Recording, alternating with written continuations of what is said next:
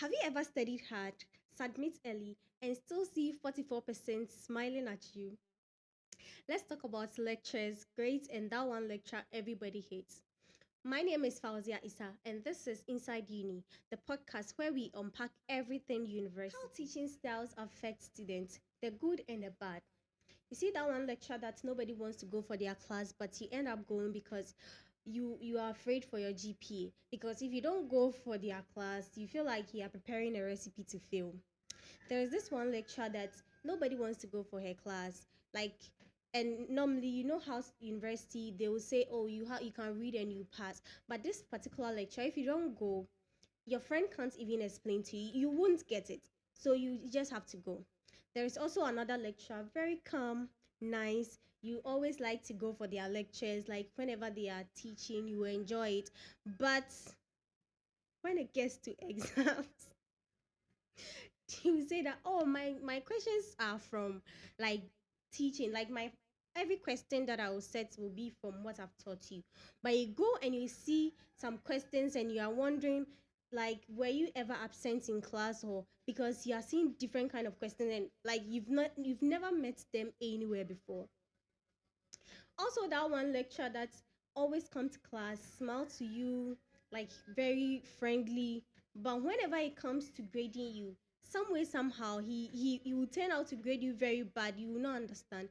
Sometimes because you feel like maybe the lecturer is friendly and something, you he's going to favor you, or he's going to, when it comes to grading. But when you go and check your results, your mind can't even comprehend what you are seeing, because it's not the same lecture that's been so nice and friendly in class. Also, that lecture that teaches so well, you like their class, you can't miss their class because like you like the way they teach, you really understand.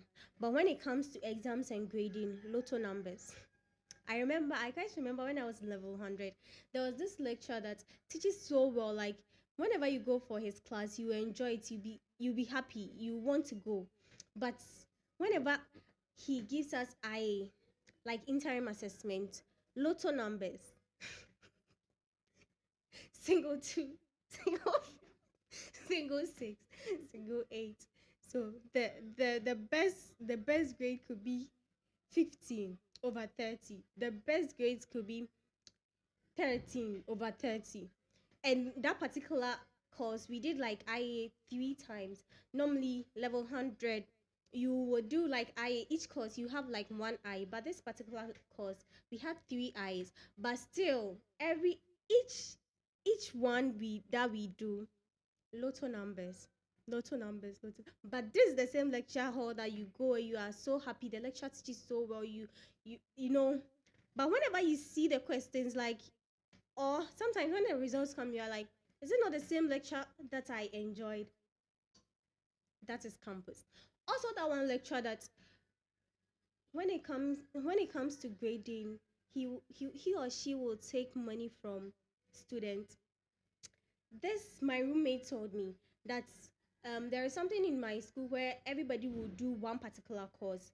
It doesn't matter your course or what you're doing. So everybody, but you'll be grouped. Like there'll be a lot of group, but we are doing the same course. And my roommate told me that their lecturer is taking or they are contributing some money for their lecture so that the lecture will pass them. I was so shocked. Like, is that a thing that as a university lecturer you take money from students so that you score them high? But I was wondering why I wasn't part of that group, because like it would have been so easy. But unfortunately, I have to.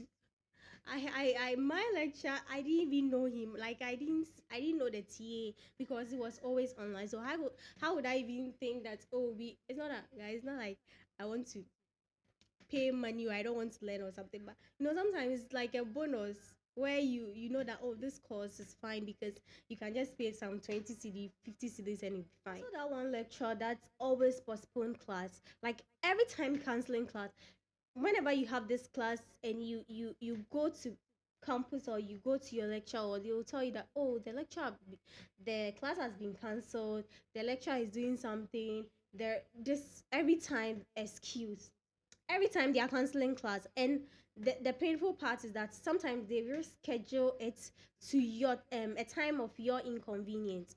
Like maybe you have the class in the morning 8 to 10, but it will be rescheduled to like 7 p.m. to 9 p.m. Guys, like the school gave me that time 8 a.m. to 10 to study or to study that particular lecture. And you, the lecturer, will reschedule it and like postpone it to 7 p.m. Like,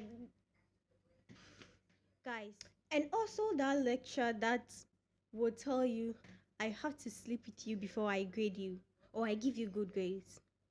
Guys, it's actually a thing in university. You know, before uni, I used to think, or I used to hear people say that actually some lecturers will sleep with you so that, or even some students will try to seduce the lecturer to sleep with them so that they will give them questions or good grades. But guys, I never believed it until I stepped in university myself, and it's actually a thing happening. There is this friend of mine, actually two, that's in their level 300, their third year. The lecturer failed them because they refused to sleep with him. Guys, like, so I mean, there are some people that doesn't see anything wrong with that, depending on your morals or your values. That is fine. But what if I don't want to do? And am I even supposed to sleep with you so that you give me good grades? Is that a duty of a student or is that a duty of the lecturer? Like, why should I do that? Like, how do you expect, or how do you want me to wrap my head around the fact that I'm sleeping with someone just because of grade, something I could equally learn and pass? Moving to the pressure of GPA and comparison, there are some people or some friends that every time they are literally searching or they are calculating their GPA. Oh, mine is 3.6, 3.7, 4.0. Hey, and you are there because Charlie, when the exams came or the results came, when you saw it, like it doesn't even encourage you to go look for the overall GPA. Some will say, oh, one of my friends will say that I have to know so that I set up. But some people get hurt sometimes when you say, oh, they've released a result, the speed they'll use to go, and then sometimes you come back and be like, I'm heartbroken because I didn't do well and stuff. These people, like in university, most of the time you're in a study group, and this one person that every time is trying to boost, it's not like boost, but then telling everybody their GPA, and you can't even say anything because you know that you are at 2.0. You, like, the Lord is your shepherd, and someone is at 3.5 and they are crying that they want to enter first class, whilst you are at 2.0, guys, and you can't even voice it out because you don't want to feel embarrassed. But your friends are saying, oh, my GPAs, but every time you'll be quiet the whole time, or you every time you are quiet because you know that in the Lord's hands you are surviving. Tips for dealing with tough courses in the university.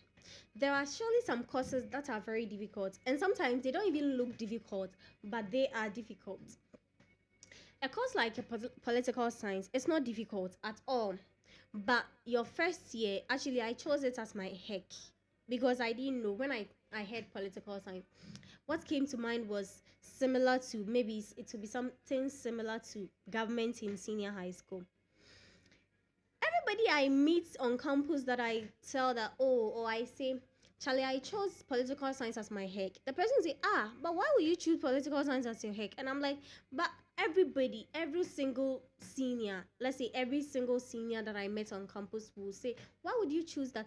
But when I went to class, the course wasn't difficult. It was so cool. But whenever it comes to grading, that's where the problem is. This is the same course I told you that we wrote IA 3 times, but still we're getting lotto numbers. Guys, I'm saying we so that it will sound collective. We're getting lotto numbers. First IA, lotto numbers. Second, sometimes you, and this particular lecture will come, and when you come to class, sometimes because we know that, oh, maybe it didn't go well or something, you not like to go and check when the results is in. So what this lecturer will do is when you come to class, you ask you, what did you get? If you like lie, after lying or after telling him what you got, he's going to take your ID, and what will happen? We'll just type it, and your results or your score will be on the screen. Everybody will be seeing it. Charlie, some people will get 0.0. Hey, just say one trophy cry. I didn't know why, because the course is nice when you are studying it. It's fun.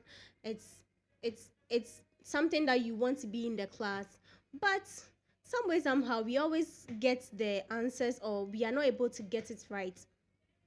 And I realized that it's because the lecturer always sets the questions using current affairs. So it's political science, but the lecturer will not. Maybe I learned about ideology and stuff like that, center left, center right, center whatever, in political science, right? But then when it comes to the exams, the lecturer will not ask you that what is center right or what is this.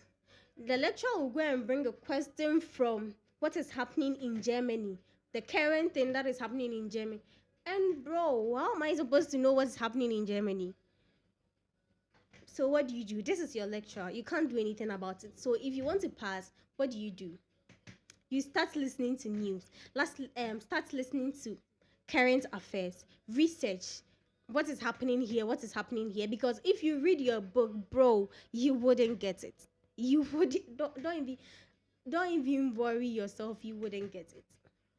So you better try approach the lecturer. You can also approach the lecturer, ask the lecturer, say, please, how can I go about this? Because I find it, and some lecturers are so nice and they are happy to help you or give you like guides to study.